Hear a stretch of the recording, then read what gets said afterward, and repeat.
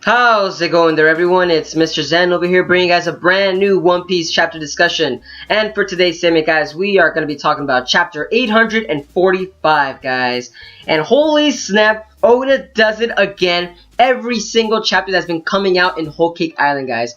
The freaking climax of this chapters, they're really going at it, guys. I am respecting Oda once again, man. This guy is really going at it with these chapters. Granted, though, next week we are getting a break from the issues because, you know, Oda does need a break every now and then. You know, he's been doing this for many, many years. So, you know, granted, we all respect Oda. Do what you gotta do because all these chapters have been coming out. They've been grade A quality content, guys. And oh my god, this chapter, there's just so much to talk about. Oh my god. Man, chapter 845, guys. It actually leaves off back from where last chapter 844, where Luffy actually was done talking to Sanji, saying that he will wait at the Whole Cake in front of the Whole Cake Chateau and wait for Sanji to come back. Granted, though, that was a very, very wrong move for Luffy, because for a fact that when Sanji was heading back to the Whole Cake Chateau, right there and then, you literally see an army. I am not kidding you, an army coming out of the chateau itself, heading to kill Luffy, to kill him. A whole army. And I'm not talking about like pawn soldiers, the little white soldiers, the cards. No. I'm talking about like Momma's big stars, Bobbin, some Ghost Lady, the princess, the minister of cheese. They're all there. They're all heading to freaking go kill Luffy. And I'm here thinking like, Luffy, what are you doing? You need backup. You need freaking backup, man. You're a one-man guy heading against a whole army of Big Mom's entire arsenal. Like, holy snap. Even Yonji and the brothers there were actually laughing at the fact that, like, Luffy's not going to make out alive seeing through that army. Like, even they considered them pretty powerful. And I'm here thinking, like, yeah, I'm kind of having a little second thoughts on the fact that Luffy might not make it out alive in that little particular scene. But, which begs the question to, who is gonna save Luffy? Who is gonna come out and save him? Who is gonna be the one to rescue Luffy out of the danger that's gonna be unfolding right there and then in the upcoming chapters? And personally, guys, I think it's actually gonna be Jinbei and his actual armada. Because remember, Jinbei is still around. Jinbei is, yeah, if I remember correctly, all he was doing was just a little deal with Big Mom. Maybe he might have lost an eye. Maybe that's what he made. Or maybe he lost a tooth, you know, or something along those lines, or a leg maybe to like hinder him. Now maybe he's going to be like that walking stereotypical pirate that we all loved from back when we were a little young, you know. He's going to be like walking with a cane. He's going to be that old guy. Because remember, I'm assuming that's going to be Luffy's, you could say, his advisor. That's the way that I see that Jinbei will be in Luffy's crew. He's going to be an advisor for Luffy and tell him, no, Luffy, we should do this. But he's a very strong, powerful fighter too, guys. That's the thing. But don't worry, I won't digress. Personally, I think Jinbei and his armada will be coming out of the water and at least help out Luffy in the upcoming chapters, because Luffy up against all that armada, up against freaking Big Mom pirates, man, I don't think so, man. Not by himself. Not by himself, guys. Oh no sirree.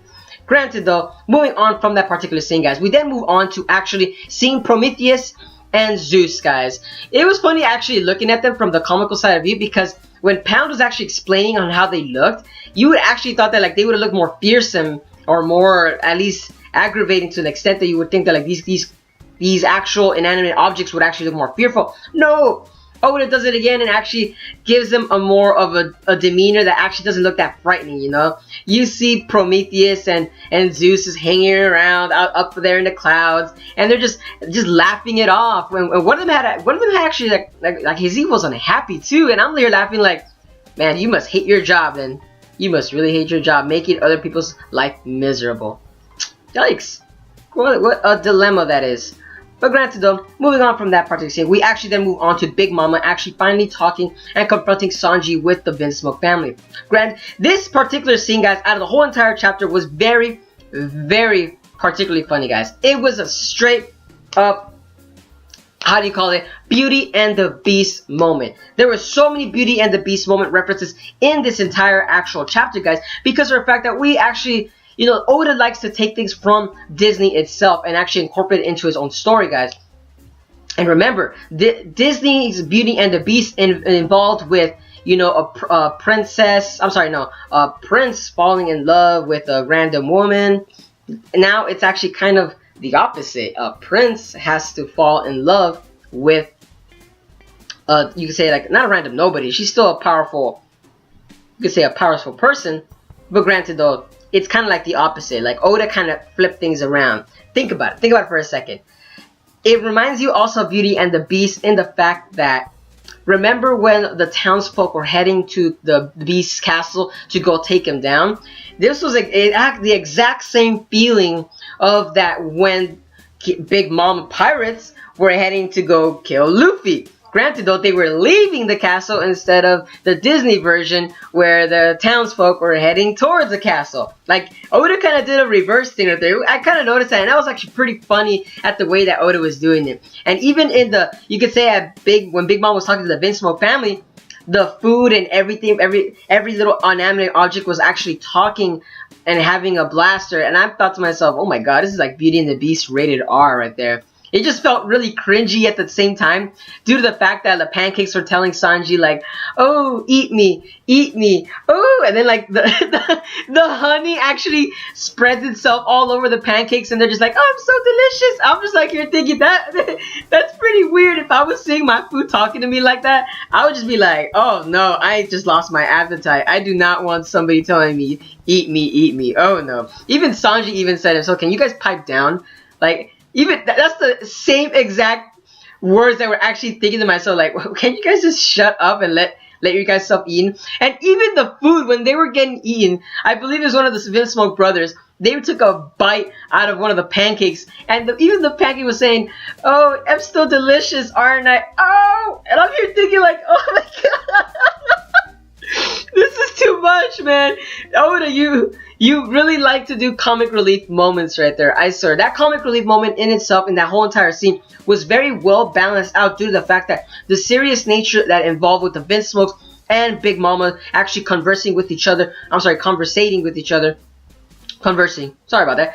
When they were talking with each other, they were actually, you know, having a very political discussion right there in a sense. And it's funny because Big Mama, she likes to throw in those big cheesy words, but she went straight to the point to the Vince Smoke family. Even to Judge, she just said, you know, it's okay if the children aren't unhappy. It's none of my concern. All that matters is what's going to happen after they're married. Right, Judge? But Judge himself, guys, Judge himself is still putting on that facade that you know, he wants to put on as if he's saying like a prince. And I'm here thinking like, that is a load of bull. Come on, Judge. Just be up and personal with Mama. Mama's already being up and personal with you. Why can't you just be up and personal? The way he was kind of putting that demeanor on Big Mama was just basically putting on the fact that, like, yes, Big Mama, I can't wait for the wedding to happen. Granted, though, it shall be the best wedding ever. And even he was saying like, I just want all the best for my children as well. And I'm here thinking like, really, man? Really? No. I personally don't think so, because due to the fact that we actually looked at you and see how you treat Sanji, and I'm here thinking like, nah, that is a big load of bull, man. Granted, though, that was pretty important also to the fact that we might be foreshadowing some kind of event that might actually happen at the big wedding, maybe in the upcoming chapters, because of the fact that maybe one of these two guys are gonna be, you could say they might actually backstab each other. Will it be Big Mama, or will it be the Vince Smoke family? A lot of people in the One Piece community are saying that it's actually Big Mama, and I'm kind of going, I don't want to say it's Big Mama, because I mean, if Big Mama really was actually, you could kind of say, going to backstab the Vince Smoke family, she would have done it by now. Not wait until the wedding. Like, the way that she would have done it, like, she would have gave off more hints. I mean, she's going to go kill Luffy, unless it's actually more involving the fact with the Vince Smoke family, and Big Mama just wants to steal the technology that you could say the Vince Smoke family has. Maybe that I would make a sense, but other than that, I really don't see Big Mama kind of like backside, because, you know, she does like to gain political powers and, you could say, allies in a sense, because she likes, that's her information network, guys. That's the way Big Mama works around herself. That's how she stays in power, by gaining these powerful allies. Remember, she's a Yonko for a reason. So that's why, personally, I don't think that maybe she might not even backstab the Vince Smoke family. Not even the Vince Smoke family themselves, guys. I don't even think they might backstab Big Mama as well. Or maybe they're there. Maybe the Vince Smoke family are there to actually steal the poneglyph themselves as well, guys. Remember, you know, there's a lot at stake at this big wedding.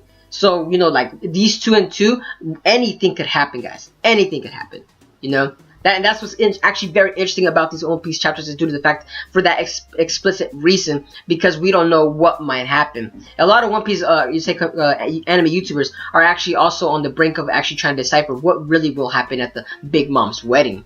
And also, moving on, guys, don't worry, I'm gonna kind of keep this short. Moving on into the final actual scene of, or actually say final act of this actual chapter, involving Pudding talking to Sanji. Granted though, that was a very touching moment that Oda kind of did put off there. Sanji was actually finally explaining to Pudding that all of this is a facade. I really don't want to be married. I'm actually forced to marry you. And if you guys look and reread that chapter over and over again, you kind of look that Pudding really wants to get married. Like, she's making it seem like, oh, Sanji, it's not your fault. I know it's not my fault, but we're still, like, she kind of gave out like that. We're like, we're still getting married though, right? Like she really wants to get married to Sanji. Like, she's trying to, like, psychologically kind of break Sanji down. And that's why I personally think that Pudding might be a villain. Like, she really might. I think she might be in cahoots with Big Momma and involving with that political marriage, guys. Because just reread that chapter, read the lines. She makes it seem like she wants Sanji to really get down and say yes. Like, she's really trying. Like, that's a really nice act.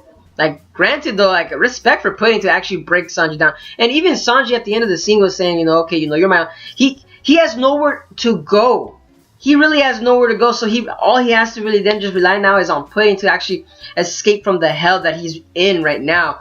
And I kind of feel bad for Sanji too at the same time, because this character, there is nowhere that he can go. He can't save his family. He can't save his Nakama. He can't save his father back in the East Blue. It's just leaving him into a predicament where he has to now marry Pudding, guys. And that's the thing that's actually going, that I feel like Pudding really might actually be in cahoots with Big Momma herself. I mean, just look at that. Like, she's trying to help the Straw Hat members. I mean, come on, guys. I don't think so. Pudding might also be a villain. A lot of people are saying that she might be the next Nakama for the Straw Hat Pirates. I don't think so. I don't think so, guys. Not by any chance. She just doesn't look like she might contribute to the Straw Hat Pirates themselves. I mean, granted though, if she does join the Straw Hat Pirates, what is she gonna be? A sous chef? Why would they need a sous chef? Like, it just doesn't make any sense. They only need one cook, unless they're gonna get a whole, like, 3 or 5 more members inside the Straw Hat Pirate, inside the main crew. Then yes, I understand that they might need a sous chef, but it's only about 10 people. It's not like Sanji can't whip up a plate for everybody. I mean, come on, Sanji himself fed the whole freaking Zou Island in like a day by himself. So no, I don't think Pudding will join the Straw Hat Pirates. I'm sorry. Those are just my ideas and thoughts, guys. Sorry about that. But that's it for today's chapter, guys. I hope you guys enjoyed this chapter as much as I did. Granted though, there was a lot of Beauty and the Beast references. And granted though, I can't wait to see what happens with Big Momma involved with the Vinsmoke themselves. Who will backstab? Who will betray? And who will save? Who will save Luffy? You know, we are very, very indecisive right now as to who will save Luffy. But granted, I am going with the Sun Pirates right now. The new age of the Sun Pirates. They will come out and at least help Luffy. I'm hoping there's a river nearby, you know, with a Deus Ex Machina kind of thing going on, and actually save Luffy himself. But like I said, guys, let me know down in the comments below what you guys thought about this chapter, guys. What was your favorite scene of this overall chapter itself? And as always, guys, I hope you guys enjoy your day. And if you guys enjoy my content, give a like, comment, share, and subscribe for more One Piece anime related content. And as always, guys, have a wonderful day. But this is Mr. Zen, signing out.